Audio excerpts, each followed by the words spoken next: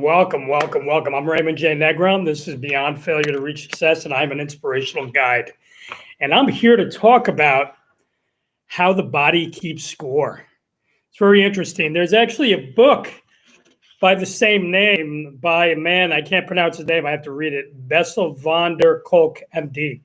And I briefly read some PDFs by him, and it's very interesting because it's been a topic that I've been learning about because I've noticed some of my guests are going through this as well. And you may be someone who has the same symptom, right? When something, and I'm just briefly learning about this, so I'm not an expert on this, I'm just learning about it. But I've noticed that when, because my dad was someone who had this, he would have something traumatic happen to him emotionally, and he came from a very abusive household. And there would be a pain that would radiate into him physically because of something that he was going over emotionally. And when this was occurring, for him, it was his back and I believe his foot. There were two things. It was like his back and his foot. And I'm not sure if that was because he had gouty arthritis because he was a drinker. But the thing is that these symptoms would come when there was something that he couldn't deal with exactly at that moment in time, and it took him out of a comfort zone that he wasn't used to. He would have to go back a little bit, and when he moved back, the back pain would be, the emotional kind of excuse of why he didn't do something and why he wasn't moving forward. Because what happens is when we get to a point in our life when something happens and it occurs and we haven't dealt with this emotional trauma, right? It'll come out and radiate because we're keeping all this stress. We're keeping this tension inside of us. It has to come out somewhere. And I believe the body likes to put us in homeostasis, where it actually brings us back to a point where we're not able, where we can't cope with something. So the body will let us know that we have to stop what we're doing, and because we're going way beyond our comfort zone and bringing it back. And I have just a brief education on this. So please do the work on this. But I've noticed, I also remember seeing a speaker, and I did some brief work. Sean Stevenson, the late Dr. Sean Stevenson, spoke about this on one of our calls, where the body would experience trauma and it would radiate, with pain, like things will happen to you. And I know a good friend of Dr. Sean Stevenson was a man named Joe Polish. And I remember Joe Polish was speaking at a summit I was at. I don't remember which summit it was, but I remember he kept talking about his shoulder.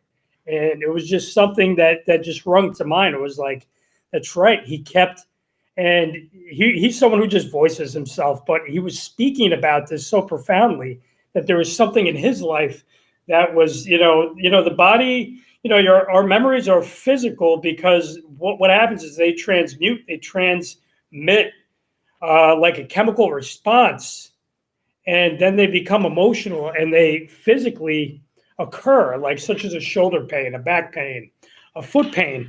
And I'm going to read something, and there's another book that I'm reading, which is phenomenal, called Personality Isn't Permanent. And again, where I'm becoming privy to this is because I'm noticing it in my work with my clients and my guests that, when they're either moving out of a comfort zone that takes them out, and it's happened with 4 people so far, that there will be a symptom, a physical symptom that derails them and keeps them from going into that next level of success that they have to scale up and go to get to this place that they want to go to. Because it's also, when if you're a drug addict or you have some kind of addiction towards something, there's a chemical response that, when we're not getting enough dopamine hits, when we're not getting that addictive emotion, we train our body that we need to get these hits of dopamine. Excuse me, I got to drink water. I don't know what the heck's going on. but our body requires a certain amount of dopamine hits and will like kind of tell us like we have to either get angry, we got to get emotional about something, we got to, get that hit, or, we have to look at our phone like 50 to 100 times a day so we get that dopamine hit, or something that takes our attention away from the trauma that we really, the trauma, also called label, also, trauma is a German word for scar, that we haven't dealt with yet. And, I want to read this. The reason we subconsciously engage in repetitious behaviors is because our body has become addicted to the emotions that our behaviors create. Our body has become addicted, has become an addict of the emotions, the energy and motion that we have created. So we create this deficit in our body that we have to fulfill, or that goes unfulfilled, but we create it and then we demand it. So, I'm doing my own work and I'm studying some other great people, but I'm a big advocate of vision. I believe, one of my primary things when I work with clients and guests is that we create a vision, whether it be 3 years, 5 years, 20 years, 6 months in the future, but we create something that's very specific, measurable, attainable, realistic, and time-oriented, so that we can get to where we need to get as soon as possible. And I noticed that, these, because you can take an addiction, and when you put an identity to something, it can pull you out of that addiction into something else that's more positive and lucrative and more affirmative and more of a confirmation in your mind, body, and spirit that actually becomes a conviction within yourself, so you can pull yourself out of that. But the body does keep the score. There's some studies that literally say that there's like chemicals that are embedded on our cells that, because we are a chemistry set. If you really look at the makeup, like you eat certain foods, what happens? Like the body will react. You'll either break out, or you'll get hives, or you'll have an allergic reaction. But we're a chemistry set. And we make our own addictive chemistry towards the things that we want. And we're teleologically looking to align ourselves, with our truth vision into the direction we want. And sometimes they're the wrong things for us. But when we, reframe who we are, our identity will pull us and draw us to that compelling future of what we're looking to become. Because that's the work of a guide, someone that guides you to go from where you are to where you want to go, from here to over here. And we build that bridge and we connect the dots so we can get there. And we create a system that can save yourself time, energy, money, and sanity so you can get there. But the body is just, a very interesting, thing that it can keep the score of what you're looking to get over or not get over.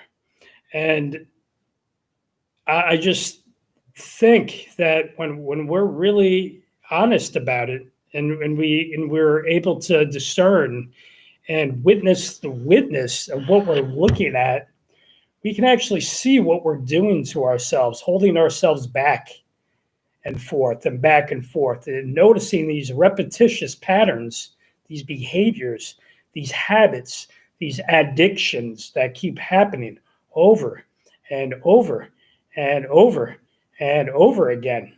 And I notice for certain people that, they have to bathe in this dopamine response for the body to hit that default mode, so it's able to be stable in its deficit, right? Like any kind of person that's addicted to something, once they put the addiction towards something positive, they can actually move the needle on that, and that again is identity work. And a great book that I'm reading concurrently is Personality Isn't Permanent by Dr. Benjamin Hardy, or Dr. Benjamin Hardy, however he says his name. But it's a phenomenal book on how, we go from a fixed mindset to a growth mindset. But also, it's led me down rabbit holes to study things on a deeper level. Like literally someone, that's what I do is, and I noticed that and I was like, oh my God. Like I noticed four of the people that I'm currently working with were experiencing that. And I got a few that are experiencing some things now, but they're able to notice it now and they're able to notice this pattern. They're able to question that emotion and they're able to refocus a direction into what it is that they specifically need to be doing so they can overcome that or use that obstacle as the way to move forward. Because the body has a way of keeping the score, and it's a lot of it's surrounded by our emotions. And it's just something I'm learning. And because as a coach and as a guide, people are going through personal transformations all the time, that they're trying to go beyond the shape, beyond the form of where they're at, so they can up level. I'm using a stairwell of success to get where they need to get. And there's a quote by Dr. Gay Hendricks, and it's by a book called The Big Leap, which I read about 10, I think it was 8 to 10 years ago. I read this book years ago. I don't remember how, but literally when it first came out, I read that book.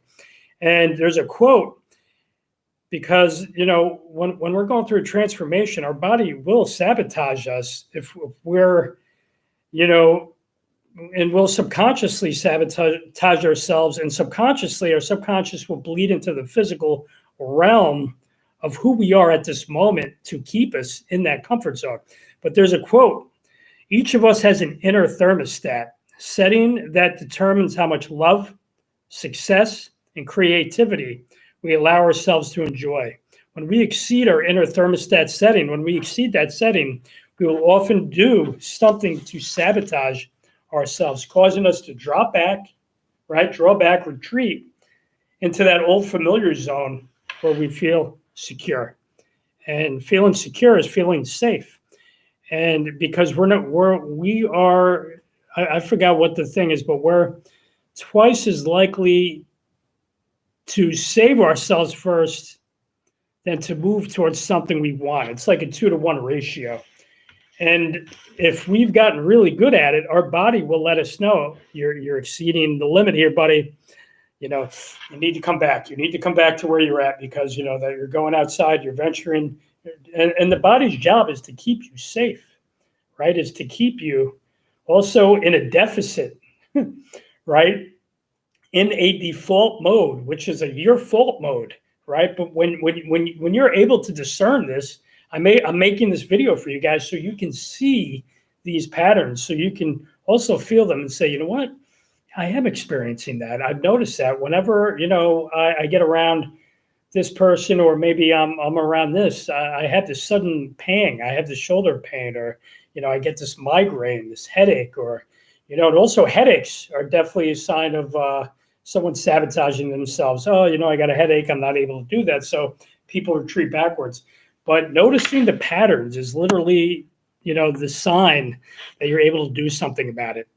So look at those things, like, such as, that gentleman who I was talking about earlier, Joe Polish, like when he was on stage, there was something that was tragically going on with him physically that was experiencing himself as emotionally. He could get all the back rubs, shoulder rubs, things done, but that pain would just resurface again.